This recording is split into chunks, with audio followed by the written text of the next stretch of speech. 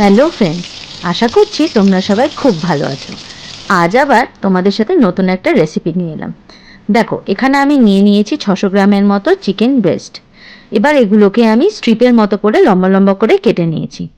কেটে নেওয়ার পরে এর মধ্যে অ্যাড করেছি নুন, সামান্য গোলমরিচের গুঁড়ো, 1 চামচ আদা রসুনের পেস্ট, সাথে অ্যাড করেছি গন্ধরাজ লেবুর জেস্ট। বেশি কিন্তু ঘষবে না, তাহলে কিন্তু এইটা তেতো হয়ে যেতে পারে। তো শুধু ওপরের গ্রিন যে অংশটা সেটাকেই কিন্তু গ্রেট করে দেবে। তার সাথে অ্যাড করেছি হাফ গন্ধরাজ লেবুর রস। এবার সবকটাকে একসাথে মেখে আমি প্রায় 1 ঘন্টার জন্য ম্যারিনেট করে রেখে দিয়েছি। এবার 1 ঘন্টা বাদে এর মধ্যে অ্যাড করেছি 2টো গোটা ডিম, সাথে অ্যাড করেছি 3 চামচ ময়দার গুঁড়ো, আর অ্যাড করেছি 1 চামচ কর্নফ্লাওয়ার। এরপরে সামান্য লঙ্কার গুঁড়ো দিয়ে ভালো করে ব্যাটারটাকে মেখে নিয়েছি।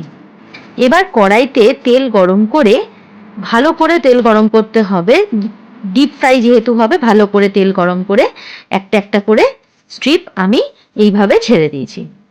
এরকম গোল্ডেন ব্রাউন করার পরে আমি এগুলোকে তুলে নিয়েছি। তো রেডি হয়ে গেছে দেখো আমার চিকেন গন্ধরাজ ফ্রাই। তো জানিও রেসিপিটা কেমন লাগলো। ভালো লাগলে একটু সাবস্ক্রাইব করে দিও চ্যানেলটা।